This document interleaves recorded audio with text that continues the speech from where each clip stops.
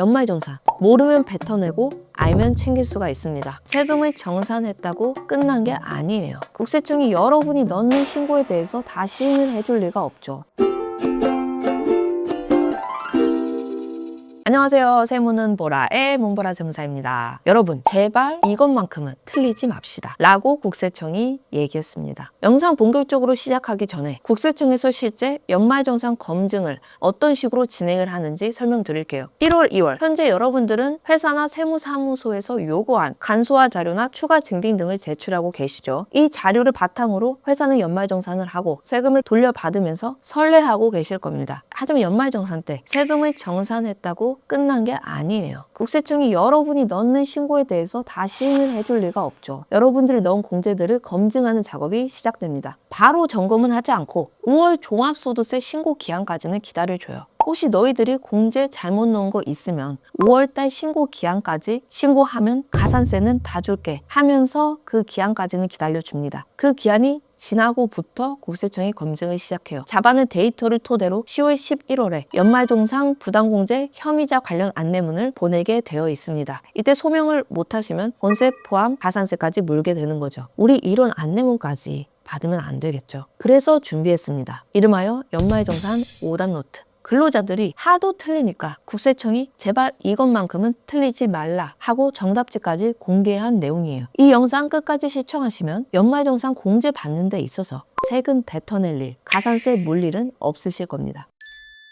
첫 번째 주의하셔야 할 점, 작년에 넣었던 부양가족 올해도 그대로 하면 되겠지. 가장 많이 하는 실수 1순위죠. 작년엔 됐는데 올해는 안 되는 이유 두 가지입니다. 소득과 중복공제. 이전 영상에도 말씀을 드렸지만 내 부양가족이 작년에는 소득이 없었고 올해도 소득이 없어서 변동사항이 없다고 생각하실 수 있지만 부동산 양도소득 같은 경우는 올해 발생할 수가 있어요. 그렇기 때문에 올해 부동산 양도소득이 발생을 했다면 이건 기본공제 대상에서 제외됩니다. 예를 들어 이런 거죠. 작년에 퇴직하신 우리 아빠 올해 소득이 없으십니다. 만약 올해 토지 팔아서 양도소득이 100만 원 넘게 발생을 했다면 이건 기본공제 대상에서 제외죠. 두 번째 중복공제. 매년 내가 우리 부모님을 부양가족으로 늘 올려서 공제를 받고 있었습니다. 하지만 갑자기 근로자가 된 내 동생이 부모님을 또 올려버렸네요. 형제 중 딱 한 명만 공제 가능합니다. 두 번째 주의하셔야 할 점. 월세 세액공제. 돈만 보냈다고 다가 아닙니다. 요즘 월세 굉장히 비싸죠. 어떻게든 혜택 받으셔야죠. 월세 세액공제가 상당히 크거든요. 그렇기 때문에 제가 다른 영상에서도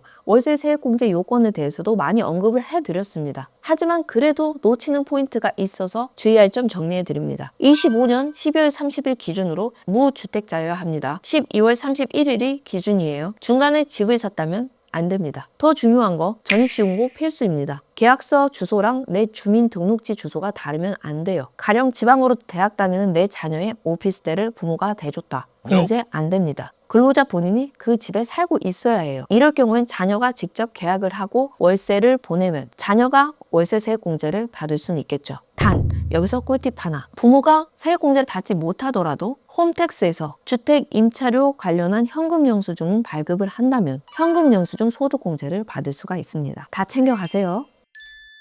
세 번째 주의해야 할 점, 주택자금 관련 공제. 명의가 다르면 끝이다. 내 집 마련이나 전세자금 대출 받으시는 분들, 이 관련 공제 꼭 챙겨 받으셔야 돼요. 공제 금액이 굉장히 크거든요. 하지만 주의해야 할 점이 명의자와 대출을 받는 사람이 같아야 한다는 점입니다. 집은 4명인데 대출은 배우자 명의다? 소득공제 못 받습니다. 전세 대출도 마찬가지입니다. 계약자와 대출을 받는 자가 다르다? 소득공제 못 받습니다. 그리고 원칙은 무주택 세대주가 받을 수 있지만 주택 청약 저축 제외한 나머지 주택자금 공제는 다른 요건을 충족한 경우에는 무주택 세대원도 가능합니다. 추가로 주택담보대출 이자 상환액 소득공제 같은 경우 세법상 용어로는 단기주택 저당 차입금 이자 상환액입니다. 2024년 1월 1일 이후에 취득하는 경우에는 기준시가 6억 원 이하의 주택만 이자 상환액을 공제받을 수 있습니다. 즉 고가주택은 안 해주겠다는 거죠. 네 번째 주의해야 할 점. 의료비 세액공제. 돌려받은 돈은 빼야 됩니다. 나 병원비 많이 썼으니까 다 공제되겠지? 라고 생각하시는 분들,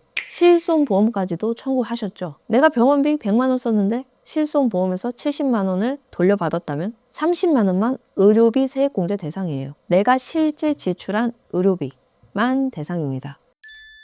제가 지금 국세청에서 보는 많이 하는 실수 4가지를 설명을 드렸어요. 하지만 특수한 상황에 계신 분들은 또 궁금한 게 있으실 수 있단 말이죠. 그래서 3가지의 Q&A를 한번 준비를 해봤습니다. 추가로 3가지만 더 말씀드릴게요. 첫 번째, 맞벌이 부부의 경우 아이를 둘 다 부양가족에 넣었다면 어떻게 해야 할까요? 실수로 양쪽 다 공제 받았으면 5월 종합소득세 신고 기한에 한 명은 무조건 수정 신고 하셔야 합니다. 5월 신고 기한까지는 괜찮지만 그 이후에는 10%의 가산세가 추가로 붙는다는 점 기억하시고요. 두 번째, 집이 한 채 있는데 지방 발령으로 오피스텔 월세를 산다면 제가 받을 수 있는 공제는 없나요? 우선 무주택자가 아니기 때문에 월세세 공제는 받을 수가 없습니다. 단 우리 1주택자라도 받을 수 있는 공제가 있죠. 가지고 있는 주택에 대한 주택자금 이자 상한의 소득 공제는 받으실 수가 있습니다. 유주택자도 받을 수 있는 공제가 하나 있다. 마지막으로 형이 부모님을 부양가족 대상으로 올려놨는데 실제 의료비를 동생이 냈을 때 이건 누가 공제를 받을까요? 둘 다 못 받습니다. 의료비 공제는 기본 공제를 받는 사람이 의료비 지출까지 해야지 공제를 받을 수가 있어요. 지금 현재 이 경우엔 의료비를 낸 동생은 부모님을 기본공제 대상자로 넣지 않았기 때문에 당연히 공제를 받을 수 없고 형도 의료비를 실제 지출하지 않았기 때문에 공제를 받을 수 없습니다. 의료비 공제를 받기 위해서는 형이 어머님을 부양가족으로 넣으면서 의료비 지출도 형이 했었어야 돼요. 잘 협의해서